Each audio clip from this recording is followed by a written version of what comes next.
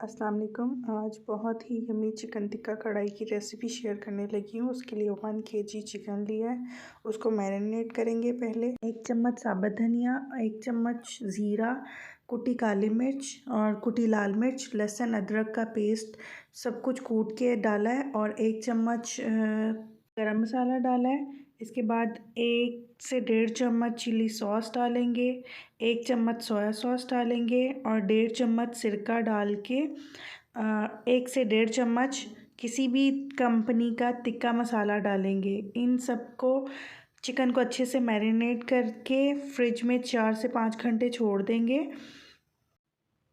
अब एक पैन में एक प्याज को फ्राई करेंगे। प्याज थोड़ी सी सॉफ्ट हो जाएगी, फिर इसमें 1 चम्मच लहसुन अदरक का पेस्ट दोबारा से डाल के चिकन डालेंगे। मैंने हाफ़ चिकन बनानी है, बाकी चिकन मैंने फ्रीज़ कर लिया है। अब इसको थोड़ा सा भूनेंगे और भून के फिर इसमें 3 टमाटर का पेस्ट बना के मैंने ऐड किया है। अब इस सबको भून लेंगे और ढक्कन ढाँप के चिकन गलने तक पकाएंगे।